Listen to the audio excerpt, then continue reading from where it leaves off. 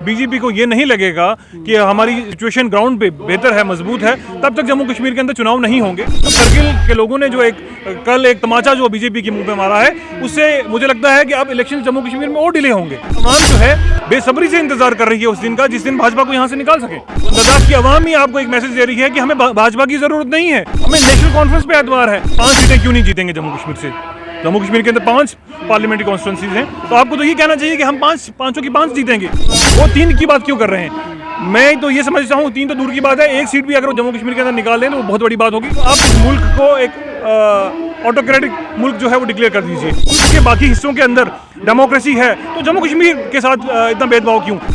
Opposing party की जानिब से आज धरने की कॉल दी गई थी। मैं आपको बता दूं कि डॉक्टर फारूक अब्दुल्ला ने खुद इस बात का ऐलान किया था कि 10 तारीख को जो है अपोजिंग पार्टियां जम्मू में एक पीसफुल धरना प्रदर्शन करेंगे। लेकिन मैं आपको बता दूं कि फारूक अब्दुल्ला यहां पर जो है किसी कारण नहीं पहुंचे। मेरे साथ नेशनल कॉन्फ्रेंस के स्पोक्स पर्सन जीशान राणा जी बातचीत करने के लिए मौजूद हैं। जीशान जी, डॉक्टर फारूक साहब यहाँ पर क्यों नहीं पहुंचे? देखिए, अभी सुबह तक तो उनका आने का पूरा इम्कान था, मगर अभी शायद कुछ फ्लाइट की वजह से जो है वो यहाँ नहीं पहुँच पाए हमारे बीच में। अगर हमारी तंजीम के सभी सीनियर लीडर्स जो हैं आज की इस प्रोटेस्ट का हिस्सा बने हैं, और एक पार्टी की तरफ से जो एक मैसेज आवाम को और ख़ासकर जो लोग इस वक्त सरकार में बैठे हैं उनको जो एक मैसेज देना है, वो आज यहाँ सारे लीडर्स जो हैं मिलके दे रहे हैं। जीशान जी, कल जो है डिक्लेयर हो गया है 5 राज्यों में इलेक्शन होंगे, जम्मू कश्मीर में उसका नाम नहीं आया, तो यहाँ पर प्रदर्शन करने से क्या होगा? आपको लगता है बीजेपी को कुछ फर्क पड़ेगा? वो लोग सोचेंगे जम्मू कश्मीर में असेंबली इलेक्शन करवाए जाएं? तो प्रदर्शन करना तो एक हमारा डेमोक्रेटिक राइट है और जिसका इस्तेमाल हम कर रहे हैं। फ़ायदा होना चाहिए लोगों को। फ़ायदा तो ज़रूर होना चाहिए, क्योंकि हिंदुस्तान की कोई भी ऐसी रियासत और कोई भी ऐसी यूनियन टेरिटरी जहाँ पे असेंबली है नहीं है, जहाँ जो इस वक्त किसी सरकार के बिना काम कर रही है, इलेक्टेड सरकार के बिना काम कर रही है। तो जम्मू कश्मीर भी एक इस मुल्क का एक हिस्सा है, और इस हिस्से में अगर आप यहाँ के लोगों को डेमोक्रेसी से महरूम रखेंगे तो ये कहीं ना कहीं नाइंसाफ़ी है यहाँ के लोगों के साथ। इलेक्शन कमीशन ऑफिसर जो वो लगातार ये कह रहे हैं कि जम्मू कश्मीर में नॉर्मल से नहीं है। फिर तो ये जो मरकज़ी सरकार है, जो उनके जो फैक्ट्स एंड फिगर्स जो वो लोगों के सामने रखते हैं, तो ये तो कहीं ना कहीं इलेक्शन कमीशन ऑफ इंडिया ये कहना चाह रही है कि जो गवर्नमेंट ऑफ इंडिया जो जिस तरीके से एफिडेविट सुप्रीम कोर्ट के अंदर देती है, या ओवरऑल जिस तरीके से जम्मू कश्मीर के बारे में उनकी बयानबाजी उनके लीडर्स की होती है, तो वो गलत है। या तो सिक्योरिटी सिचुएशन अच्छी नहीं है, तो फिर आपने 2019 में जो 5 अगस्त 2019 को जो फैसला किया था और ये कह गया कि जम्मू कश्मीर के हालात बेहतर होंगे, तो उसमें फैसले में और उस फैसले का तो मुझे लगता है कि आप उसको जस्टिफाई नहीं कर पाएंगे किसी भी हद तक, क्योंकि आपके सुप्रीम कोर्ट में बीजेपी सरकार की तरफ से एफिडेविट इसी बात को लेके दिया गया था। उन्होंने ये कहा था कि सिक्योरिटी के एतबार से जम्मू कश्मीर बहुत बेहतर हो चुका है।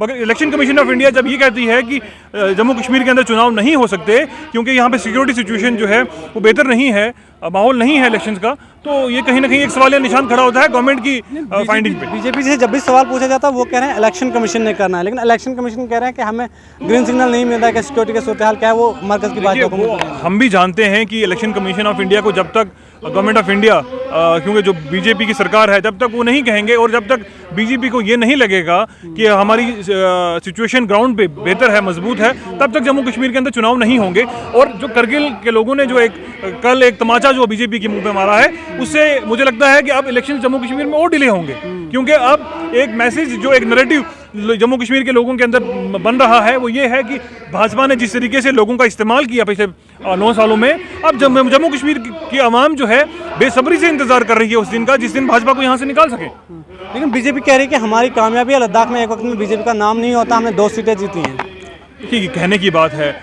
आपने जम्मू कश्मीर और लद्दाख को बाइफरकेट कर दिया, ये कह के कि लद्दाख के साथ जो है वो नाइंसाफ़ी हो रही है। वहीं लद्दाख की आवाम ही आपको एक मैसेज दे रही है कि हमें भाजपा की ज़रूरत नहीं है, हमें नेशनल कॉन्फ्रेंस पे एतबार है, हम नेशनल कॉन्फ्रेंस पे कॉन्फिडेंस जो है वो शो करते हैं अपना। जिस तरीके से जिस मात्रा में जो सीट्स जो है नेशनल कॉन्फ्रेंस ने जीती है, वो यही शो करती है कि जम्मू कश्मीर और लद्दाख की आवाम जो है नेशनल कॉन्फ्रेंस के साथ खड़ी है। इस बार बीजेपी दावा कर रही है कि हम जो है पार्लियामेंट की 3 सीटें जीतेंगे, क्योंकि राजौरी पूंछ का जो इलाका अनंतनाग के साथ जोड़ा गया है, पहाड़ी कम्युनिटी का लोग हमें वोट दे देगा, हम वो वाली सीट भी जीतेंगे। तो अब 5 सीटें क्यों नहीं जीतेंगे जम्मू कश्मीर से? जम्मू कश्मीर के अंदर 5 पार्लियामेंट्री कॉन्स्टिट्यूंसीज हैं, तो आपको तो ये कहना चाहिए कि हम पांचों की 5 जीतेंगे। वो 3 की बात क्यों कर रहे हैं? मैं तो ये समझता हूँ 3 तो दूर की बात है, 1 सीट भी अगर वो जम्मू कश्मीर के अंदर निकाल लें तो वो बहुत बड़ी बात होगी, क्योंकि यहाँ की आवाम जो है उनसे तंग आ चुकी है और एक उसी दिन का इंतजार करिए। जैसे मैंने पहले भी कहा कि जिस दिन इलेक्शन होंगे, अरे बीजेपी को मुंह तोड़ जवाब मिलेगा, जो करगिल की आवाम ने जैसा दिया है वैसे ही जम्मू कश्मीर के अंदर मिले।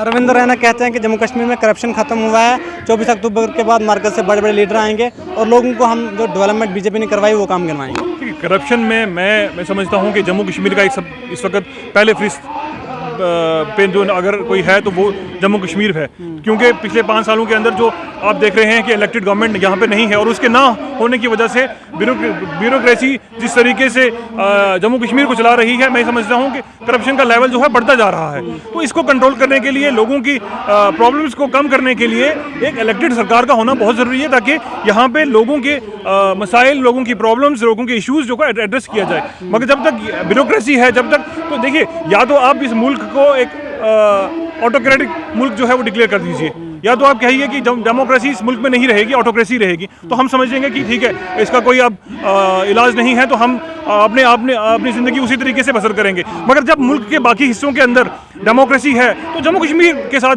इतना भेदभाव क्यों? एक तरफ से आप ये कहते हैं कि जम्मू कश्मीर जो है हिंदुस्तान का अभिन्न अंग है, तो वही जम्मू कश्मीर में आप पिछले 9 सालों से इलेक्शन नहीं करवा रहे, तो ये कैसा इंसाफ है जम्मू कश्मीर की आवाम के साथ? आखिर में बीजेपी को कुछ मैसेज देना चाहेंगे आप? देखिए, बीजेपी को मैसेज, आज जिस तरीके से हमारे लीडर्स ने, जो हमारे लोगों ने जिस तरीके से प्रोटेस्ट में पार्टिसिपेट किया, हमारा मैसेज तो क्लियर है बीजेपी को कि आप, जम्मू कश्मीर की आवाम आपका इंतज़ार कर रही है कि वो दिन, जब जिस दिन इलेक्शंस होंगे उस दिन जम्मू कश्मीर की आवाम आपको एक ऐसा जवाब देगी जो आपने शायद ही जम्मू कश्मीर के लोगों से इससे पहले एक्सपेक्ट नहीं किया होगा। इससे बाहर निकलने के लिए यहाँ पे एक इलेक्टेड सरकार जो है वो बहुत ज़रूरी है, और इलेक्टेड सरकार इस वक्त जो माहौल जम्मू कश्मीर के अंदर बन रहा है वो नेशनल कॉन्फ्रेंस की ही सरकार होगी। चलिए, बहुत बहुत शुक्रिया। ज़ीशान राणा जी मेरे साथ बात करने के लिए मौजूद है, नेशनल कॉन्फ्रेंस के स्पोक्स पर्सन है। सीधा सा मैसेज है, लद्दाख ऑटोनमस डेवलपमेंट काउंसिल में जिस तरह से लोगों ने बीजेपी को रिजेक्ट किया है, आने वाले वक्त में जम्मू कश्मीर के लोग भी बीजेपी को उससे बुरी तरह से जो है जम्मू कश्मीर से सत्ता से बेदखल करेंगे और जम्मू कश्मीर में बीजेपी को जो है करारा जवाब मिलेगा। आने वाले वक्त में